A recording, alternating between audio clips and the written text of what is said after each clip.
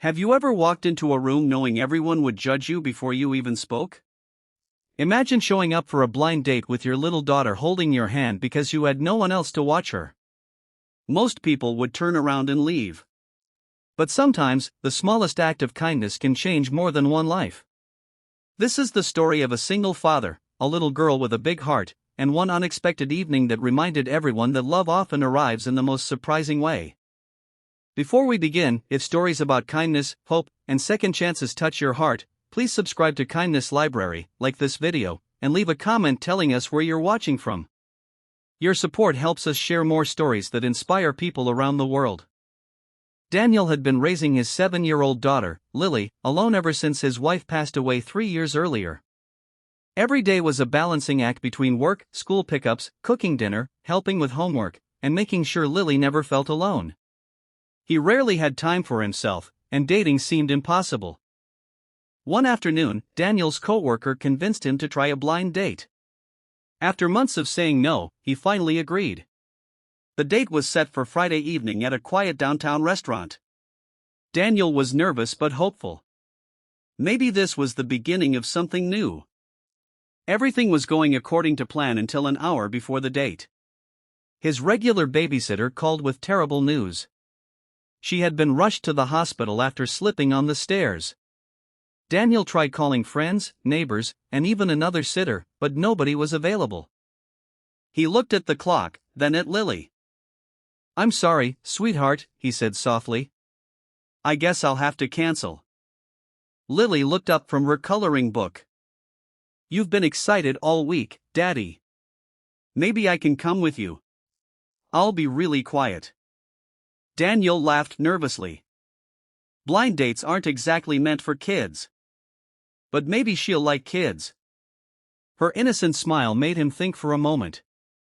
Canceling at the last minute felt rude. Taking Lily felt embarrassing.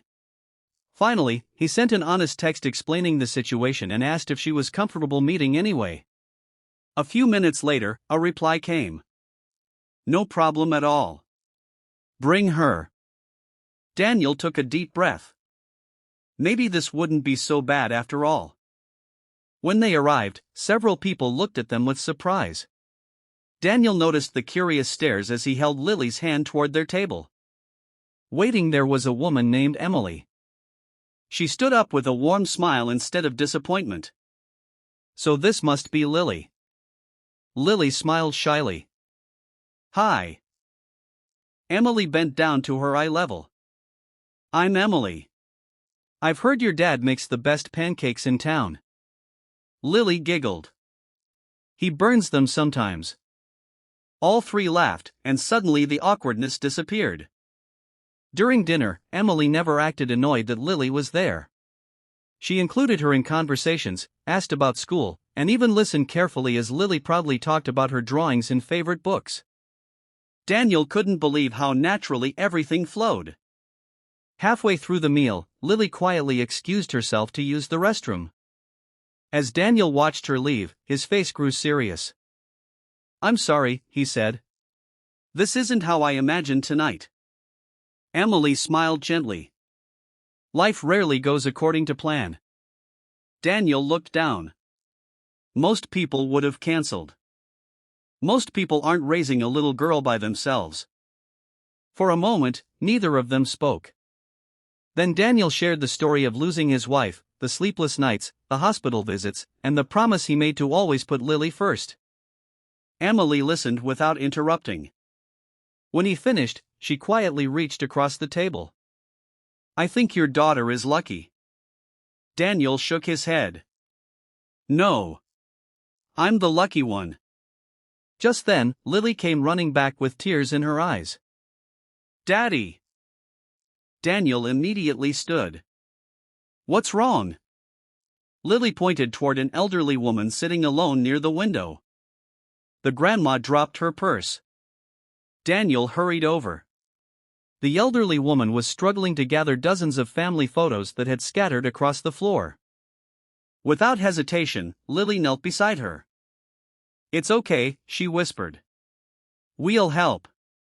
Emily joined them too. Together they picked up every photo. As the woman looked through them, she suddenly began crying. "I'm sorry," she said. "These are the only pictures I have left of my husband. He passed away last month." The restaurant became completely silent. Lily hugged the woman without saying a word. The elderly woman hugged her back tightly. "I needed that more than you know." Several people nearby wiped tears from their eyes. One customer quietly paid for the elderly woman's dinner before leaving. Another offered to carry her groceries to her car. One simple act of kindness had spread through the entire restaurant. When everyone returned to their tables, something felt different. The strangers who had been staring earlier were now smiling. The waiter brought over 3 slices of chocolate cake. "These are from the kitchen," he said. "No charge." Daniel looked confused. "Why?" The waiter smiled. "Because tonight reminded all of us what really matters." As they finished dessert, Emily looked at Lily. "Can I ask you something?" Lily nodded. "Why did you hug that lady?" Lily shrugged. "She looked like she needed one." The answer was so simple that nobody could speak. Children often understand kindness better than adults. Weeks passed. Daniel and Emily kept seeing each other. But what mattered most wasn't romance. Emily became someone Lily trusted. She attended school plays, helped with science projects, and cheered at soccer games. She never tried to replace Lily's mother.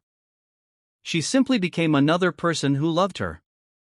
Nearly 2 years later, Daniel brought Lily back to the same restaurant.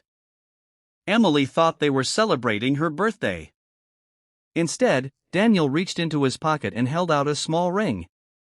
"Lily and I have been wondering if you'd like to become part of our family."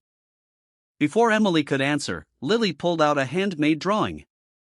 It showed the 3 of them holding hands under a bright blue sky.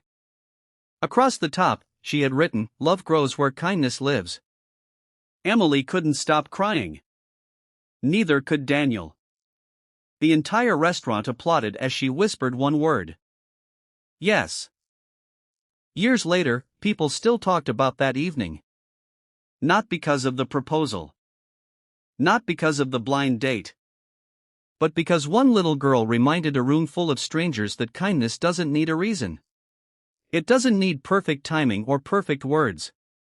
Sometimes it looks like helping someone pick up old photographs. Sometimes it looks like accepting a child at a dinner table. Sometimes it is simply offering a hug to someone carrying invisible pain. Every person we meet is fighting a battle we cannot see. A smile, a helping hand, or a moment of understanding may become the memory that carries them through their darkest day. So the next time life gives you a chance to choose between judgment and kindness, choose kindness. You may never know how deeply your compassion changes another person's story. And just like Daniel, Emily, and little Lily discovered, the greatest love stories often begin with one small act of kindness.